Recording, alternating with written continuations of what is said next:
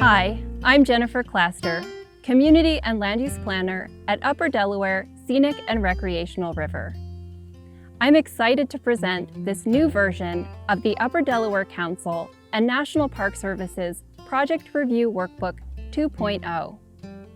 This guide will help Upper Delaware Council and National Park Service staff to review laws, comprehensive plans, ordinances, challenges and variances, and proposed development projects within the Upper Delaware corridor. Thank you very much for joining us. In this part of the training, we will introduce you to the new workbook and give you a preview of its contents. We'll start by giving you some background on the workbook and what it's used for. The Project Review Workbook version 2.0 is a revision of the 1988 workbook that UDC developed to create consistent procedures for substantial conformance reviews.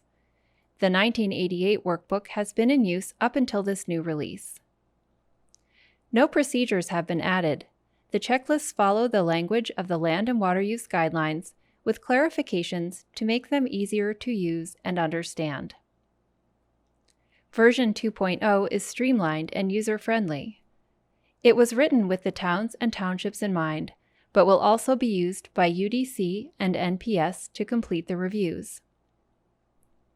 It's functional. Fillable PDF forms and an online submission process have been created for UDC's website. The Project Review Workbook isn't just for projects. It's also for reviewing local comprehensive plans, zoning laws and ordinances, and other ordinances that affect the Upper Delaware corridor, as well as variances and zoning challenges. This will take some of the guesswork out of the process by giving your staff, board members, residents, and consultants a better understanding of how substantial conformance determinations are made. This version can help towns and townships save time and money because it explains the substantial conformance process.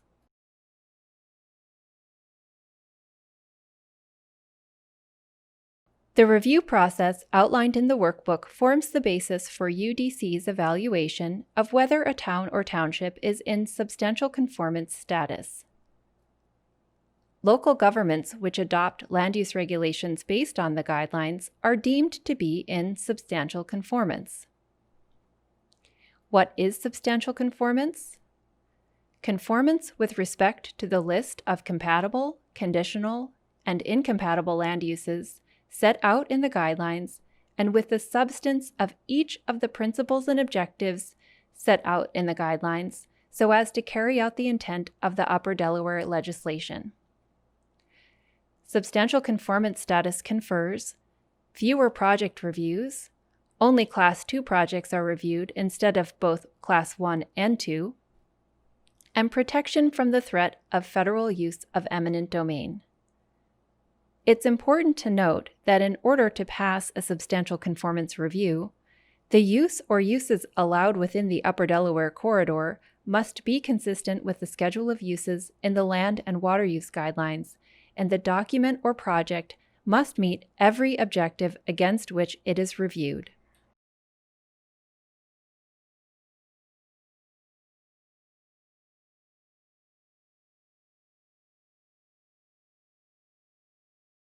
Now let's take a look inside the new Project Review Workbook 2.0. Part 1 of the workbook contains a brief overview of the Upper Delaware management structure and review process.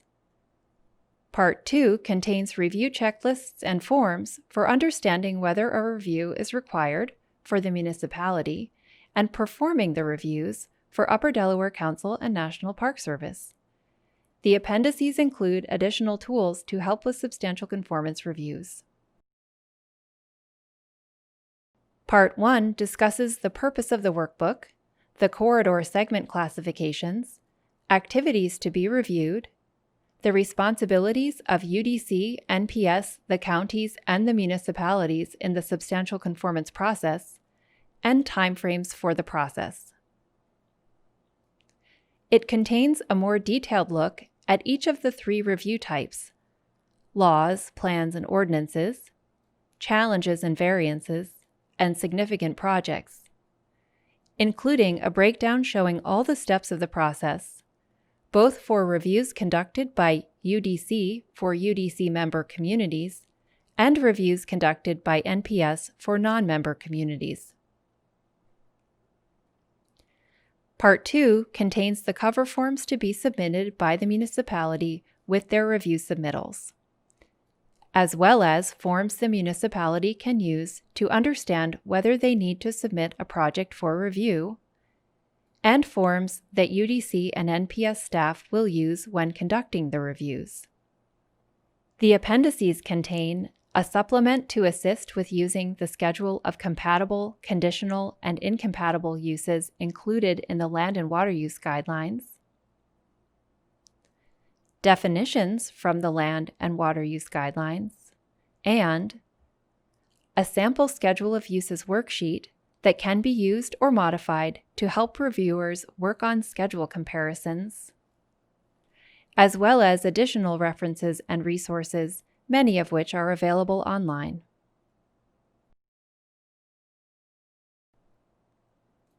The guide is also organized by what is reviewed: local laws, plans, and ordinances, zoning maps and amendments, challenges and variances, and projects that meet certain thresholds of development, or what are known as Class 1 and Class 2 projects. The sections are color-coded so that throughout the document, sections with an orange theme pertain to local laws, plans, and ordinances, zoning maps, and amendments. Sections with a blue theme pertain to challenges and variances. And sections with a green theme pertain to significant projects, which are Class 1 and Class 2 projects. To learn more about a specific category of review, search out the color-coded sections in Part 1 and Part 2 of the workbook that pertain to that category. Remember, the River Management Plan and Land and Water Use Guidelines are always available for consultation if you still have additional questions. And the Wild and Scenic Rivers Act and Upper Delaware Act are good sources of information about why these reviews are conducted. Now let's go through the materials that municipalities are requested to submit for substantial conformance review by Upper Delaware Council and the National Park Service. It's important to note that not all of a municipality's land use actions and laws need to be reviewed. Land use actions outside the Upper Delaware Corridor and laws, plans, and ordinances not affecting land use within the Upper Delaware Corridor are not reviewed.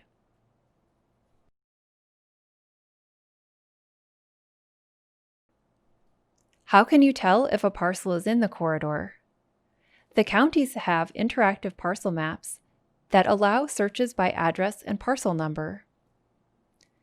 The Upper Delaware boundary can be added to the municipal zoning map. It is available as a GIS shapefile from the National Park Service's IRMA data store. Finally, the Upper Delaware is developing an online GIS tool that will be made available to municipal staff. For reviews of local laws, plans, and ordinances, the documents must be relevant to land use within the Upper Delaware Corridor. All zoning laws and ordinances, land development ordinances, including SALDO, and comprehensive plans will be reviewed for consistency with the principles and objectives in the Land and Water Use Guidelines. Other standalone laws and ordinances that could be reviewed include sign ordinance, floodplain ordinance, sewage and septic ordinance, junkyard ordinance, RV park ordinance, and mobile home park ordinance. Zoning maps are reviewed to see whether changes are being proposed to the boundaries of river corridor hamlets and to verify that the Upper Delaware Corridor is shown, the map matches what is described in the zoning document, and allowed uses are consistent with the schedule of uses in the Land and Water Use Guidelines. No cover form is used with this type of submittal. Municipal staff may email the document to the submittal address provided in the workbook. The sooner UDC is involved, the better. We are happy to attend early work sessions, provide reviews of draft documents, and provide informal consultations during the development of these documents. By obtaining UDC's input on working documents, municipalities can avoid needing to go back to the drawing board at the 11th hour, saving time and consulting fees. Challenges and variances must be in the corridor to be reviewable. The following types of variances are reviewed for consistency with the schedule and the principles and objectives in the Land and Water Use Guidelines. Use variances and area variances or dimensional variances, which will involve properties bordering on the river, directly vary the development standards for more than one lot, dwelling unit, or equivalent unit, reduce a development standard by more than 30% to accommodate a project, or be proposed in connection with a Class 2 project. The Council will monitor other variances issued as part of their enforcement oversight process. The form asks for a date, project identification, which could be a name, permit number, etc., a description, which can be brief, the municipality, whether the project is in a scenic, recreational, or hamlet area, whether all structures are 35 feet or less in height, whether any construction is proposed within 100 feet of the mean high water mark of the river, and identification of the project location. It is important to note that if not all identifying features are available, just provide what you have. For example, if you have the address and parcel number or the coordinates for a project location, that is enough. Section, block, and lot number and parcel number refer to the same thing. Section, block, lot is more commonly used in New York State, while parcel number is more commonly used in the Commonwealth. The form also asks for the date the proposal was submitted to the municipality and contact information for the municipal staff member who submitted it. Do not submit contact information for the applicant. Communication should be between the UDC and the municipality. After a municipality submits the challenge or variance with cover form, this checklist is used by UDC and NPS staff to assess whether it requires review. If it requires review, the project review process and forms will be used by staff to review the project for substantial conformance. Significant projects include both Class 1 and Class 2 projects. Projects must be in the corridor to be reviewable. For substantially conforming municipalities, only Class 2 projects are reviewed. For those that do not substantially conform, both Class 1 and Class 2 projects are reviewed. UDC maintains records of whether a community is considered to be in substantial conformance or not, based on prior reviews. No community that does not have an adopted zoning law or zoning ordinance can be considered to be in substantial conformance. Class 1 projects include subdivisions and single-family residential buildings or developments of 5 or more lots or equivalent dwelling units, multifamily residential units, subdivisions involving construction of new roads and other improvements, non-agricultural or non-residential projects, including new uses and the expansion or change of existing uses outside of hamlets, projects or developments within the river corridor other than single-family residential subdivisions involving the use of more than 20 acres or clearing for building purposes of more than 10% of a lot or lots on slopes greater than 15% in grade, subdivisions other than land transfers for lot improvement purposes, involving lots of less than 2 acres in size, off-premises advertising signs, excluding land posting notices, and projects involving construction or improvements within 100 feet of the high water mark of the river or exceeding 35 feet in height, excluding agricultural and related structures. Class 2 projects include projects subject to conditional use, special use permits, and site plan review procedures under local ordinances, or which, if approved, would take a town out of substantial conformance with the guidelines. Subdivisions of 25 or more lots within the river corridor. River-related recreational use projects. Projects involving stream discharge of sewer effluent or the use of central sewage or water services. And projects involving facilities in the river corridor to be constructed or operated by governmental agencies. The following are generally not reviewed. The parcel on which the project is located is not within the Upper Delaware Scenic and Recreational River Corridor boundary. The project is a single-family home on an existing pre-approved lot.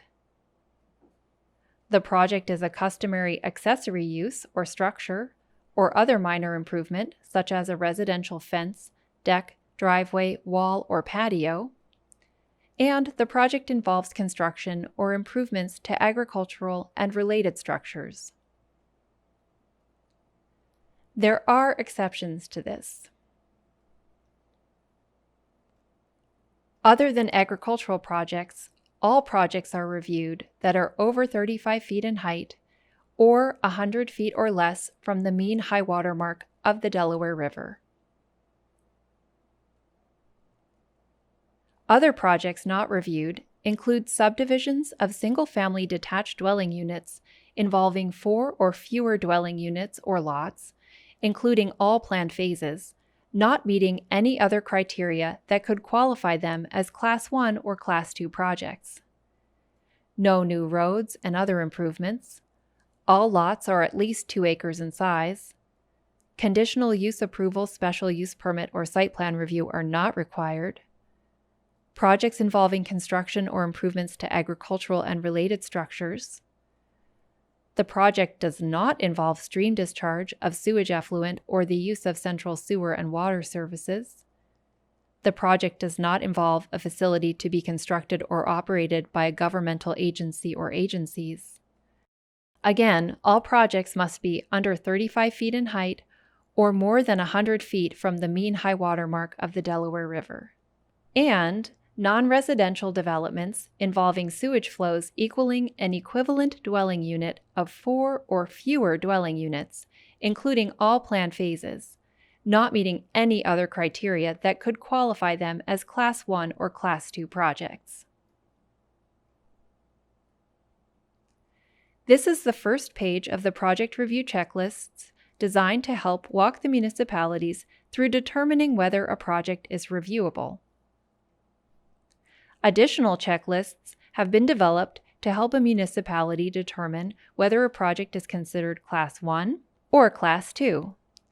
Projects that do require review, but that are neither Class 1 or Class 2, are considered to be more significant than a Class 2 project.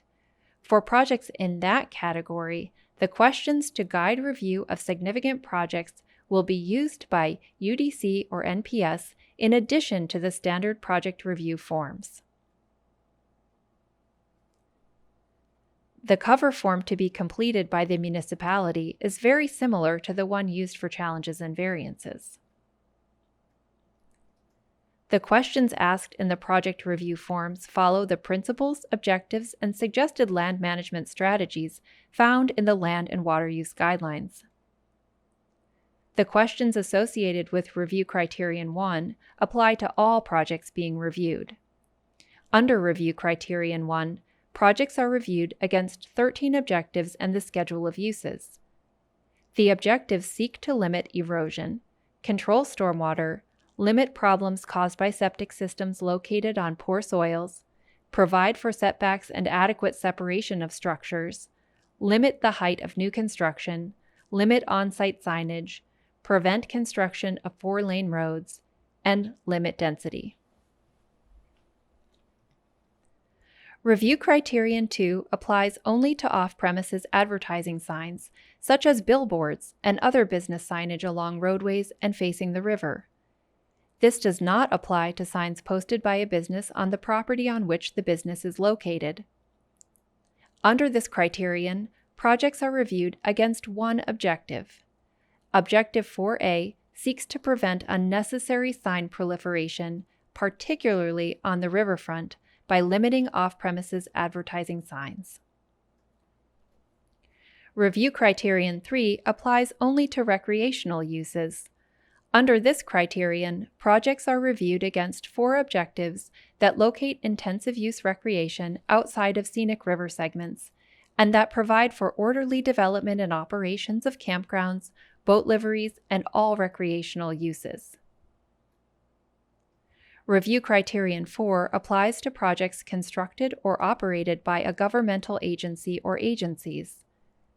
This criterion ensures that certain types of development activities are not permitted in the corridor, in addition to those that would be considered incompatible in the schedule of uses. These additional questions are necessary for significant projects which may fall beyond the bounds of the normal procedure employed for reviewing local and minor state and federal projects. This review does not constitute any additional burden. It simply outlines a procedure for examining major projects in a way that identifies significant impacts and allows the UDC and NPS to consider their consistency with the final river management plan.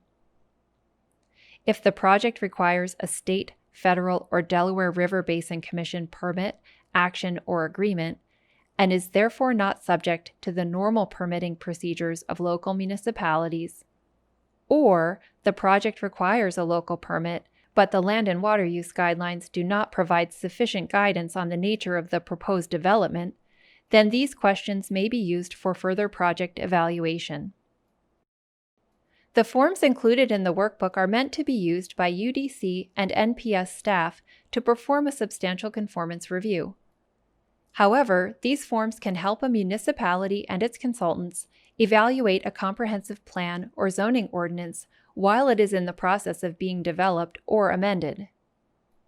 Municipal staff, boards, and consultants can use these forms to help evaluate where changes are needed and whether proposed changes would substantially conform. In addition to checking against the principles and objectives, also check against the schedule of uses using the cheat sheets in the workbook's appendices. Here's another sample page from the forms for reviewing laws, plans, and ordinances. It's important to reiterate that in order to pass a substantial conformance review, the uses allowed within the Upper Delaware Corridor must be consistent with the schedule of uses, and the document must meet every objective against which it is reviewed. The schedule of uses cheat sheets can be used to quickly identify if a proposed project should be permitted in a particular corridor classification. They can also be used to determine whether the zoning law or ordinance allows uses within the Upper Delaware Corridor that are not consistent with that classification's treatment in the schedule of compatible, conditional, and incompatible land uses contained in the Land and Water Use Guidelines. Step 1. Identify whether the project occurs in a scenic, recreational, or hamlet area of the corridor. Scenic and recreational areas were designated in the River Management Plan. Hamlets are named in the River Management Plan, and their boundaries were determined through the creation of zoning districts by the municipalities. The excerpt from the map above, included in the workbook, shows recreational segments in lighter green and scenic segments in darker green. The boundaries of the hamlet areas don't appear on this map, but on your local zoning map. Hamlets can be commercial or residential in nature. In Callicoon, for example, The hamlet is in those areas designated on the Town of Delaware's zoning map as Callicoon Business and Callicoon Residential. Not all municipalities have designated hamlets in the corridor. Damascus Township, for example, has several hamlets named in the River Management Plan, but has not elected to define them on its zoning map. Therefore, there are only scenic and recreational areas in Damascus Township. Step 2. Use the Schedule of Uses cheat sheets to determine whether the proposed use conforms with its treatment on the schedule. For example, a dentist's office is proposed in the recreational segment of the Upper Delaware Corridor in Damascus Township. The project is being reviewed under the township's conditional use review process. Find the cheat sheet for recreational segments and scan across to the column of appropriate conditional uses. Business and professional offices is in the list of appropriate conditional uses. Step 3. Now check the definition of business and professional office in the definitions from the Land and Water Use Guidelines included in the workbook. The definition includes an office where a medical occupation is practiced. The proposed use conforms with the schedule of compatible, conditional, and incompatible land uses. UDC has improved its website to make it easier for municipalities to understand the review process and submit materials for substantial conformance review. For any additional questions, please contact the Upper Delaware Council for member communities or National Park Service Upper Delaware Scenic and Recreational River for non-member communities. That concludes our introduction and orientation to the Upper Delaware Scenic and Recreational River Project Review Workbook version 2.0.